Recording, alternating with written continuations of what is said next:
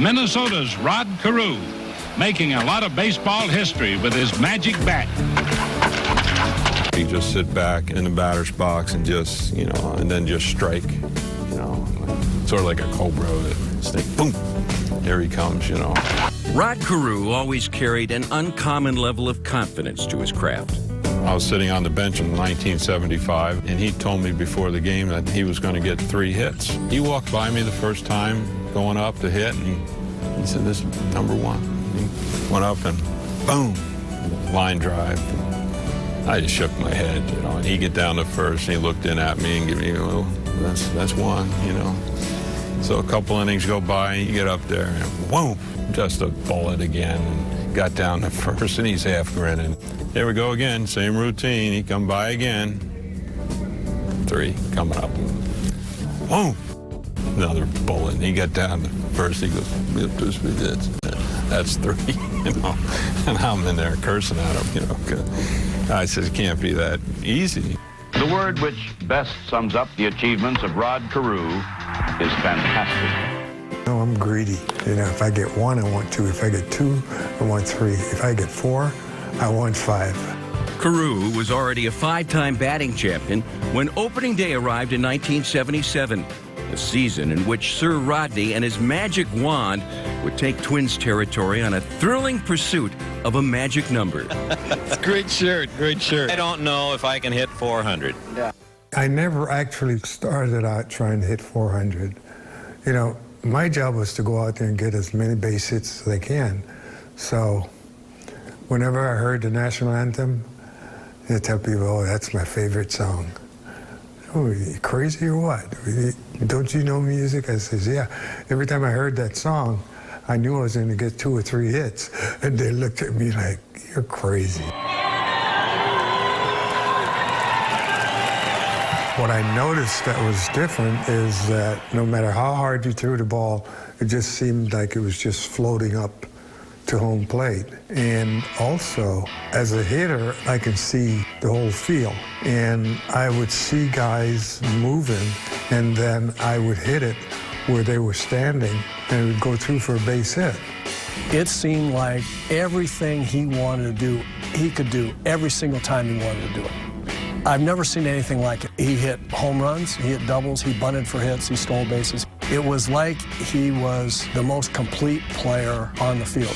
That was never more evident than on June 26th in front of 46,000 fans on Rod Carew Jersey Day at Metropolitan Stadium.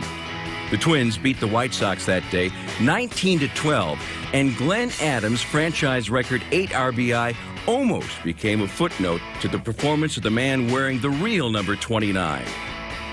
Carew had 4 hits, drove in 6 runs of his own, and by day's end, his average stood at .403. I received 5 or 6 standing ovations. To me, that's the ultimate thing that has happened to me in my career. My mind went to some of the great players, went to Harmon and Tony and Jim Cott and all those guys that I played with, and here I am now being like one of the elder statesmen. It was a great feeling, my jersey's being given to kids, and there are a lot of 29s running around the Twin Cities. And the nation was watching as well. In 1977, the rest of the world finally discovered Rod Carew. That summer, Rod graced the cover of both Time magazine and Sports Illustrated in a 2-shot with the last man to hit 400, Ted Williams. Ted was kind of disappointed in me because he knew that I had power, and he thought that I should swing harder and go for it more. And I finally told him, I said, "Ted, you say that if you swing at that pitch that's down and away, that's your 220, 230 average. But I take that pitch and I can hit 500 off of it to the opposite field." I said, "We're different hitters." He got upset with me. I says, "Hey," "that's just the way I am. You ask me a question, I'm going to tell you just like it is." I was approached by so many different magazines, and when I thought about Time, Time wants me on their cover? And we were playing in Chicago, and I hit a ball off the plate, came up and hit me in my chin and split my lip. And I was going to take pictures that night for the cover. It's like, I go back, kept a bag of ice in my face for like 3 hours before I had to go take, and so my lips started going down. It was still swollen.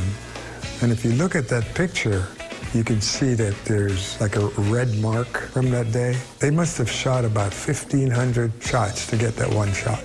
As the summer wore on, maintaining the 400 average for baseball's best hitter became elusive. I started hitting balls that maybe a month or 2 months earlier that were going through. All of a sudden, these guys are making great plays on me. And I never stopped doing what I was doing, and it didn't work out.